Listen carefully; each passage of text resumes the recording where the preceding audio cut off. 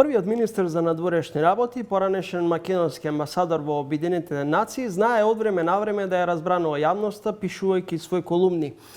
Последната колумна посветена со упадот или американскиот антикорупцијски десант во земјава е само еден од поводите за негово гостување во емисијата. Инаку, антикорупцијската политика на новата американска амбасадорка беше најавена уште во представничкиот дом.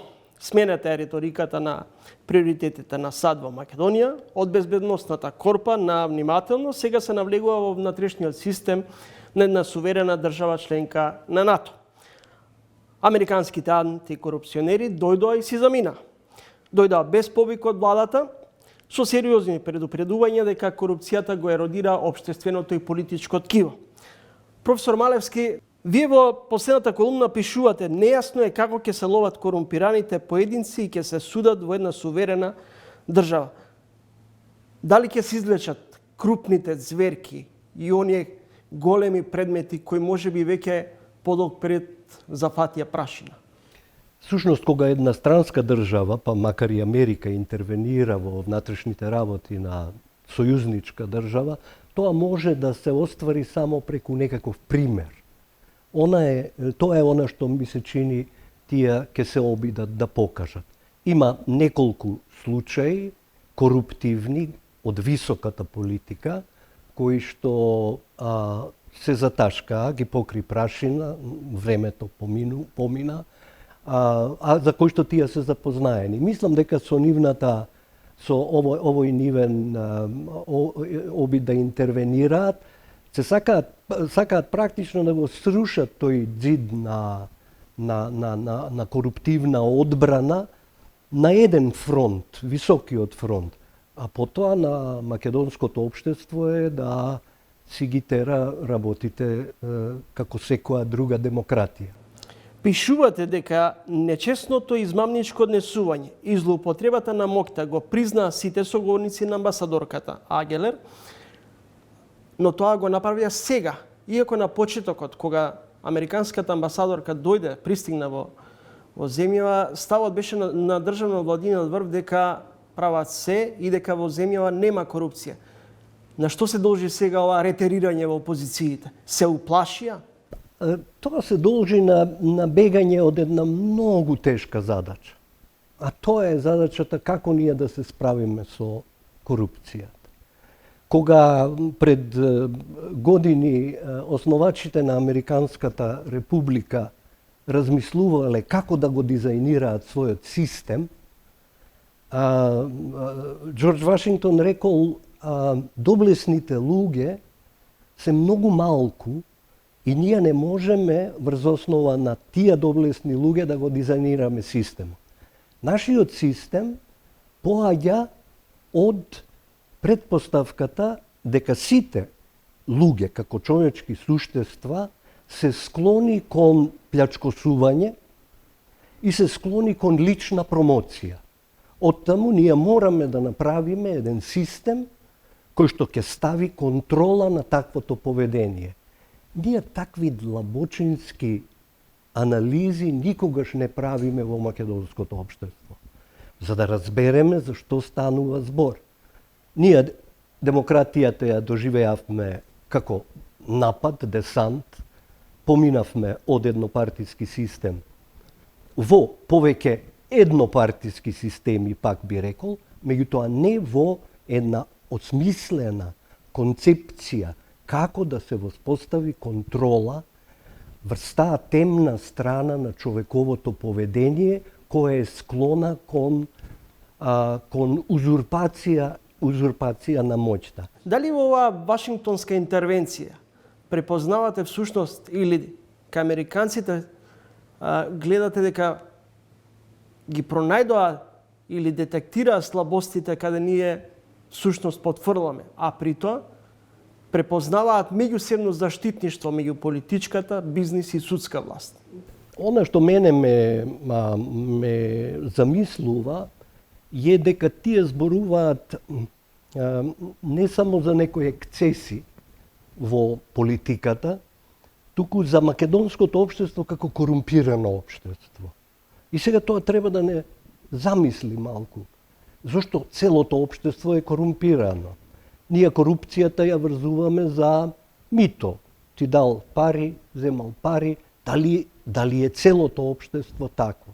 А всушност корупцијата е едно нечесно, измамничко поведение од позиција на моќ со цел за лична корист на сметка на други.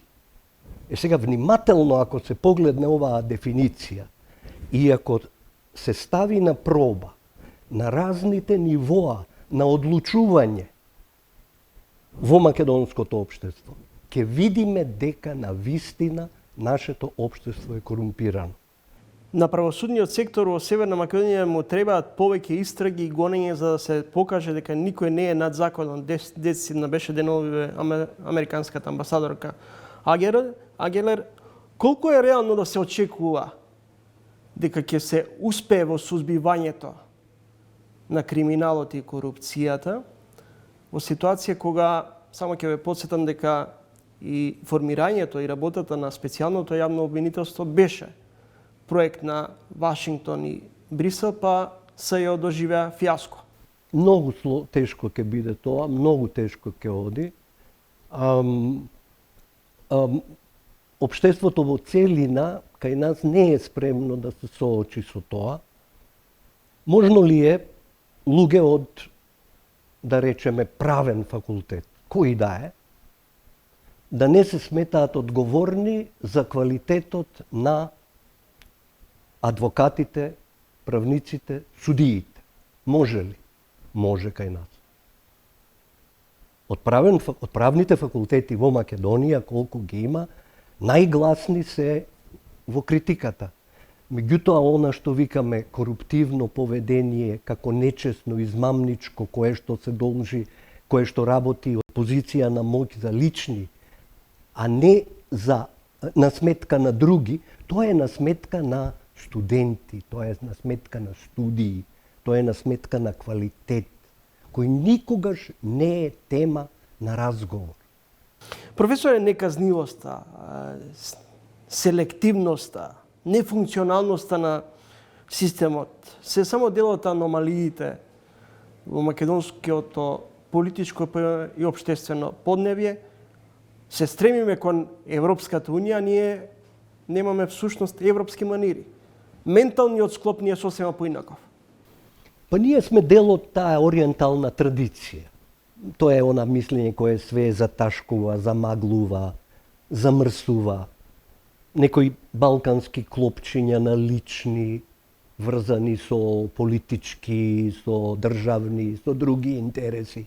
Никако не можеме да ги размоткаме.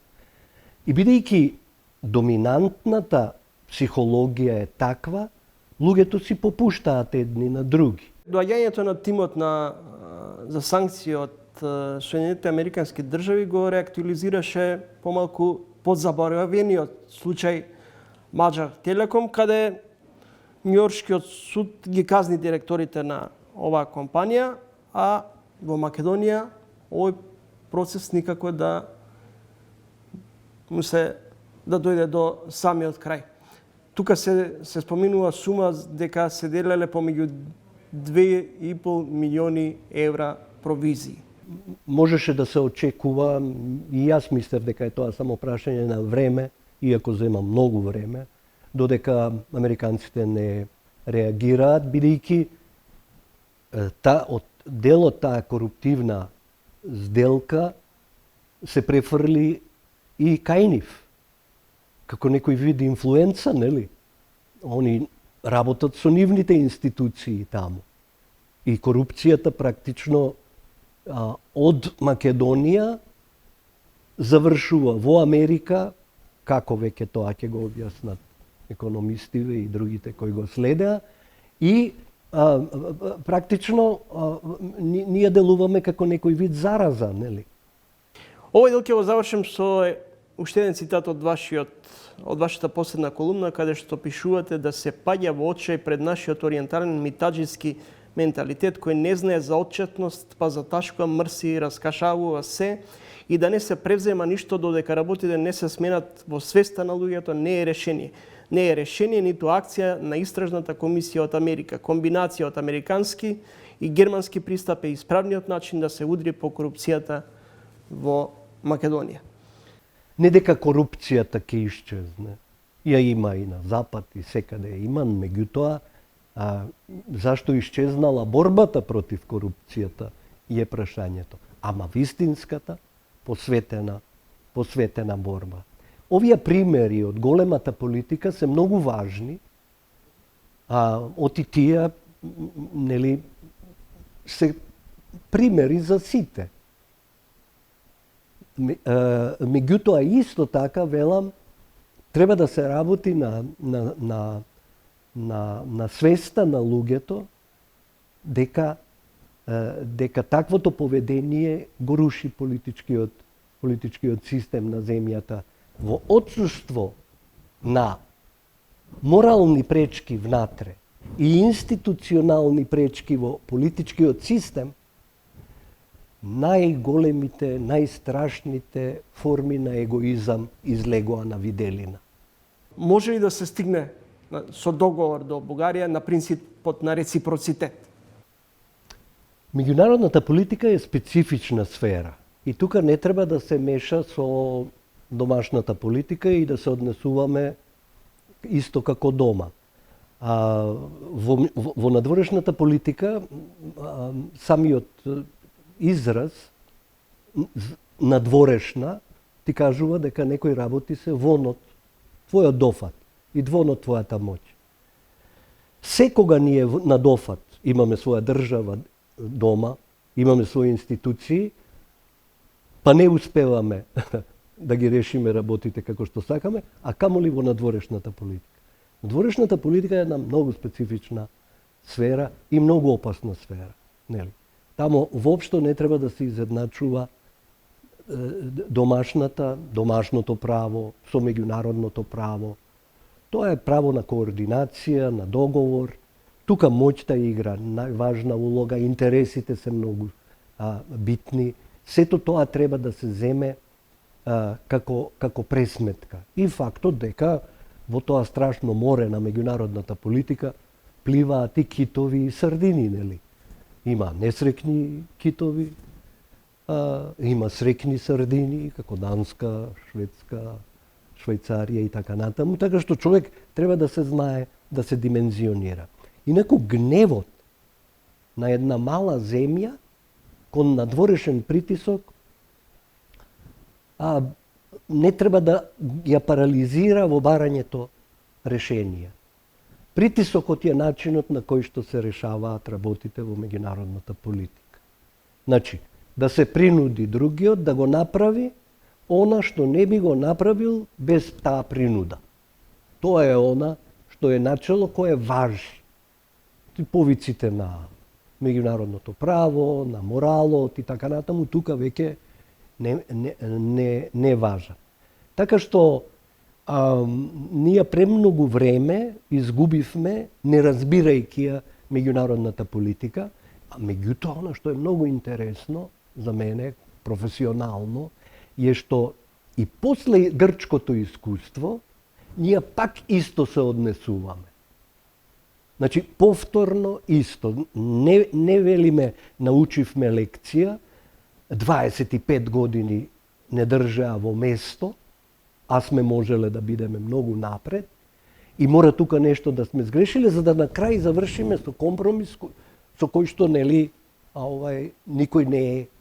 никој не е посебно задоволен затоа што отстапките беа далеку поголеми од колку што ќе беа пред 20 години кога одбивавме секаков разговор. Така што доволно е да се погледне примерот и да се научи дека сега ние треба да тргнеме во пресред, храбро во решавање на еден друг проблем кој го имаме со соседите и да не ја повториме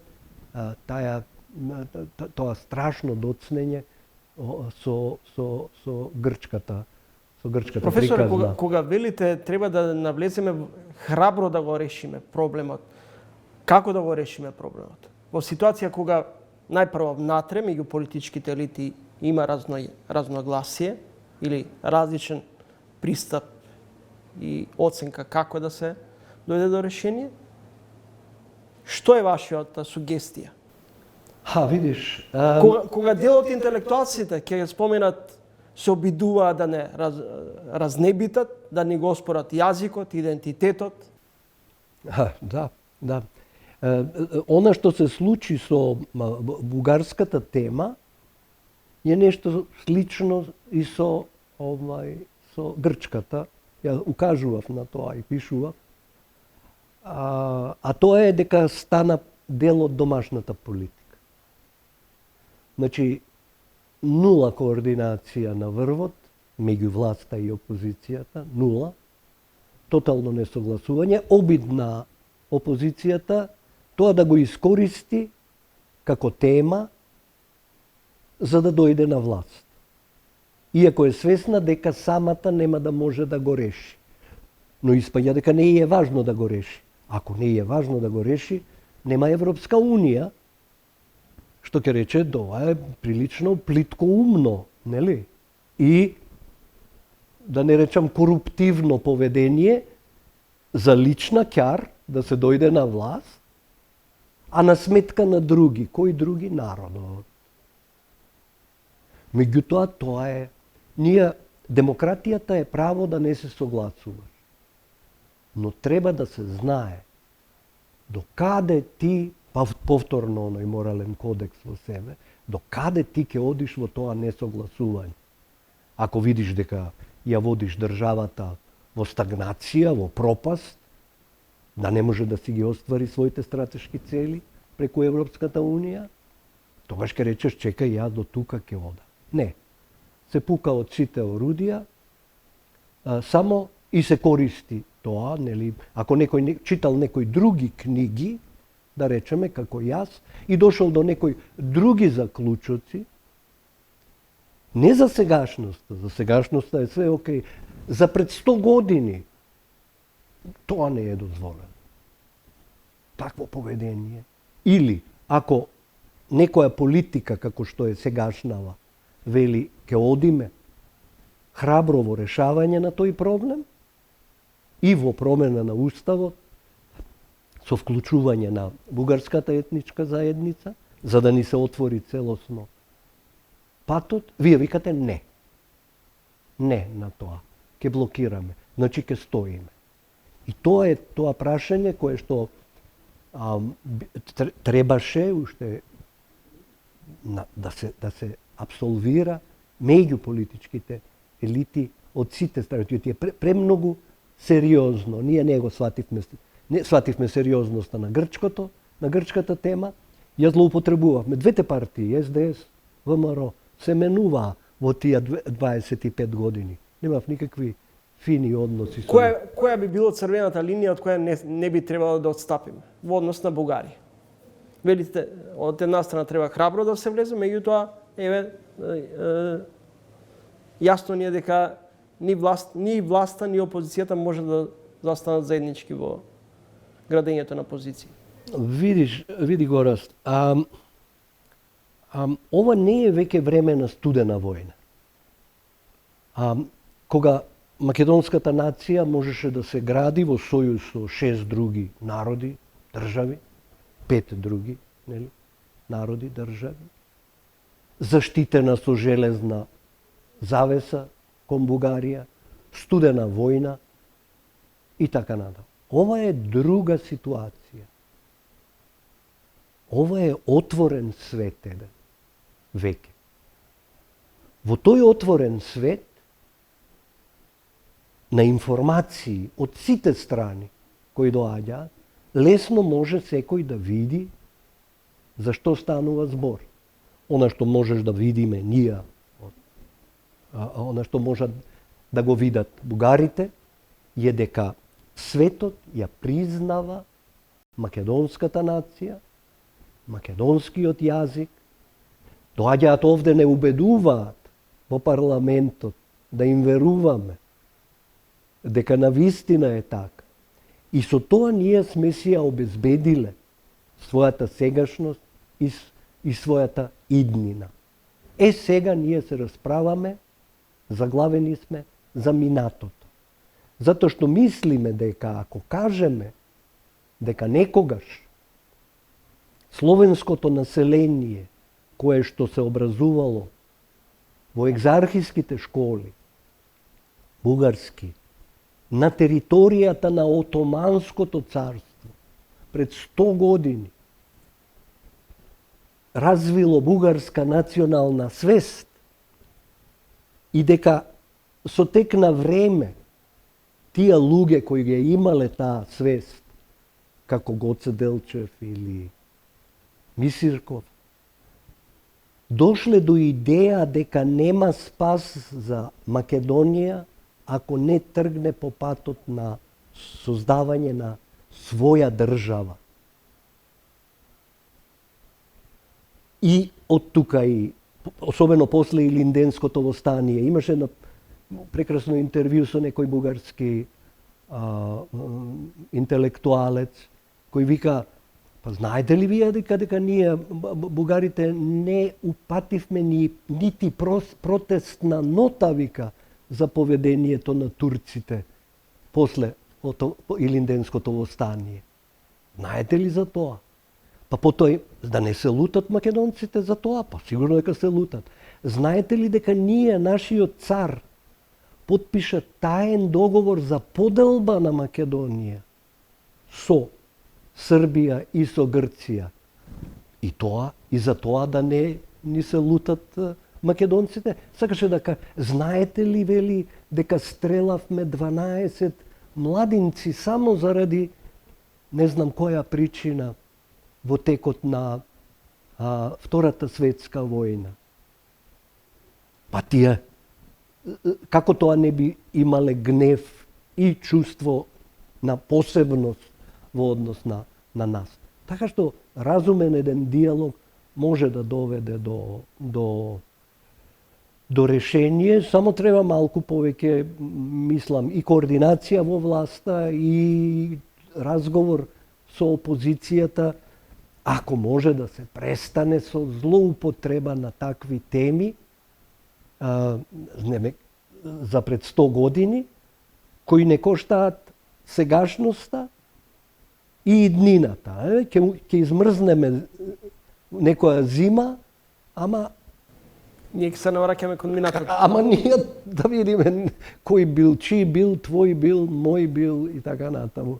А приказната, според мене приказната е многу едноставна и многу храбра и имаме на основа на што ние да стоиме и да се бориме. Ама со нови средства сега веќе нема студена воја. Гледај што се случува со клубови сега. Се од каде? Тоа е значи една територија, Европска унија. И почнуваат сега разноразни клубови. Нити државата може да ги контролира, често ги инспирира некогаш. Некогаш не може ни да ги контролира, ете богати луѓе фрлаат пари, ќе им отвориме 20 клубови уште сега, па после вајде ќе им ги отвориме и главите, сака да каже. Ви благодарам за гостувањето во емисијата. Молам. Почитани гледачи, тоа беше Денко Малевски, првиот министер за надворешни работи во самостојна Македонија и екс-амбасадор во Обединетите нации.